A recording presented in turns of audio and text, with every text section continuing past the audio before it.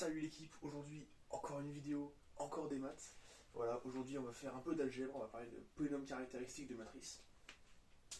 Juste avant, je voulais vous remercier un coup. Je sais pas pourquoi, la première vidéo donc sur l'intégrale de Dirichlet a fait genre 300 vues, ce qui est exceptionnel, ça veut dire qu'il y a 300 personnes qui ont regardé une vidéo qui s'appelle Un Gaulmon fait une intégrale. Voilà, donc merci beaucoup, ça me fait plaisir. Même si n'oubliez pas, le bonheur n'existe pas, ce n'est qu'une illusion, et la seule vraie constante de cet univers, c'est la souffrance. Mais bon, on va y aller. Le but de cet exercice, ça va être de montrer que si on prend deux matrices A et B dans Mn de K, on a alors l'égalité des deux polynômes caractéristiques là. Donc on prend le polynôme caractéristique de AB ou de BA, c'est la même chose. Donc ça c'est un truc que je trouve, pour le coup c'est vraiment un truc très classique. Et voilà, allons-y. Donc ici évidemment on prend un n plus grand que 2, sinon ça sert un peu à rien. Alors déjà, vu comme ça a l'air un peu chiant, ça n'a pas l'air évident. Ce qu'on peut faire déjà, c'est essayer de regarder un cas un peu plus facile, parce que là on prend A et B dans Mn de K, c'est-à-dire qu'on sait absolument rien sur A et B. On peut déjà essayer de regarder si on prend A et B dans GLN de K, donc inversible. Essayons. Donc on va prendre AB dans GLN de K au carré. Et montrons l'égalité, donc on part du angle de gauche, donc qui AB, donc de lambda, c'est donc par définition déterminant de lambda in moins AB. Tac. Mais donc là ici on a dit que A et B étaient inversibles, donc en fait l'identité là on peut l'écrire comme A fois A-1. Ça fait déterminant de lambda A-1 moins.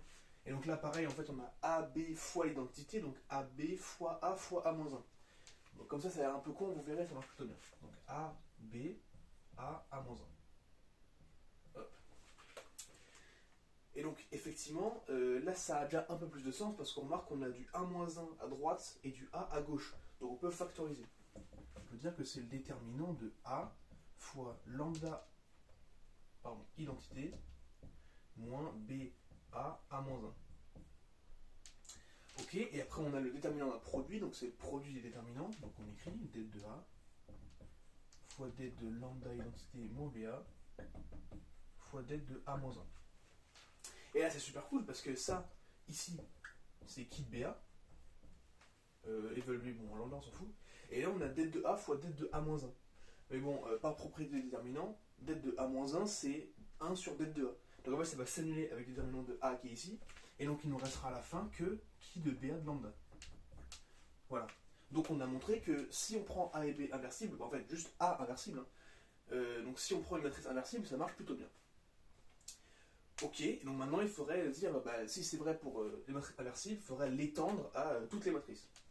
Et bien pour ça, je vais introduire une fonction que j'appelle phi, donc qui a AB dans Mn de K au carré, attribue qui AB moins qui BA. Voilà. Et donc cette fonction-là, on a vu que c'était la fonction identiquement nulle sur GLN de K. On sait que pour tout AB dans GLN de K au carré, phi de AB est nul. Voilà, ce qu'on vient de montrer. Et donc justement, ce passage, cette étendue qu'on peut faire, qu'on cherche à faire, en fait on peut la faire puisqu'on a le fait que GLN de K, elle est dense dans Mn de K. En fait on a cette formule-là. K. Voilà.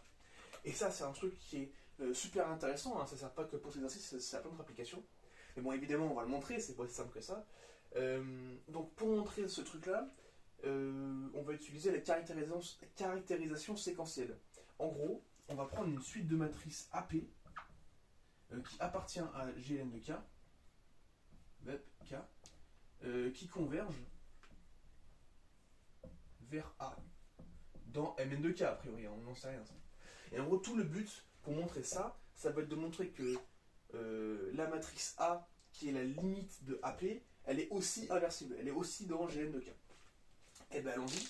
Déjà, on nous dit qu'on prend une suite AP, on peut prendre n'importe laquelle. Donc on va en choisir une qui marche plutôt bien, il faut qu'elle converge vers A. Donc on se dit, ok. Alors moi, j'ai plus d'encre.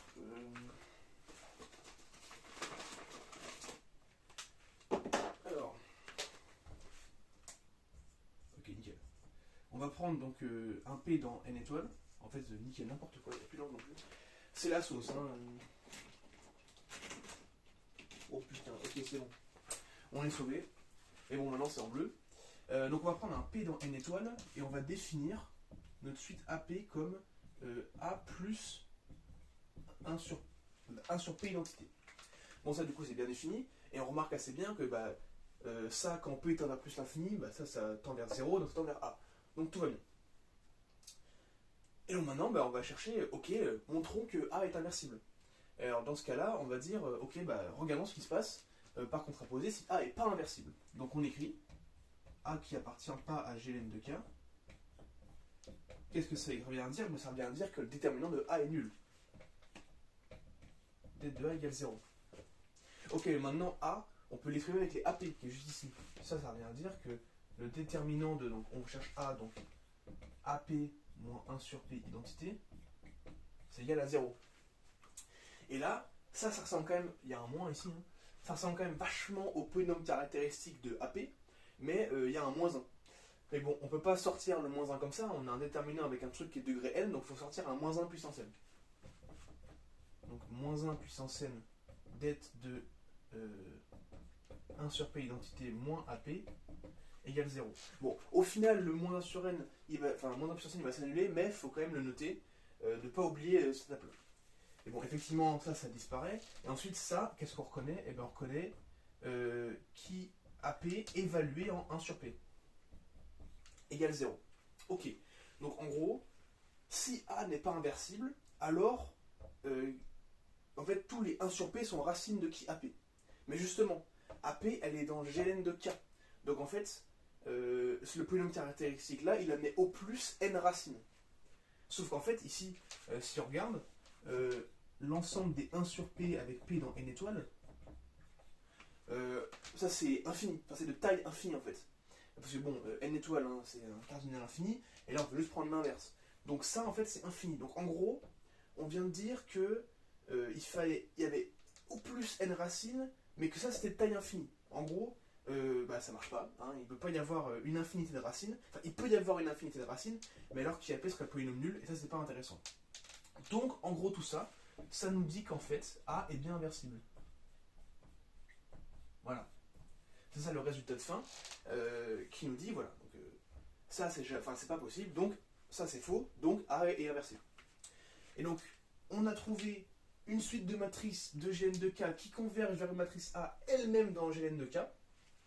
Donc on a montré ce résultat-là. Gln de K est dans un domaine de K. Ok, super. Et ensuite, qu'est-ce qu'on va faire?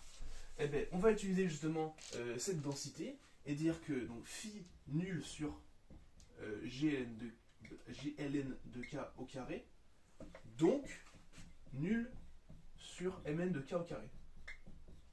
Par densité en fait, justement, on va montrer. Et du coup, ça, c'est super cool. Ça nous dit que pour tout AB dans mn de K au carré, cette fois-ci, on a phi de AB qui est égal à 0. Mais ça, en fait, c'est juste, si on le réécrit, ça revient à dire que pour tout AB dans mn de K, au carré, et en fait, on donne notre résultat, parce que bon, phi, c'est ça c'est égal à 0, donc qui AB égale qui BA. Et voilà, on a fini cet exercice. Donc c'est déjà un peu plus rapide que les deux trucs que j'ai fait avant, mais voilà, c'est surtout ça, c'est ce résultat-là, en fait, qui est au cœur de l'exercice. Qui est donc extrêmement intéressant.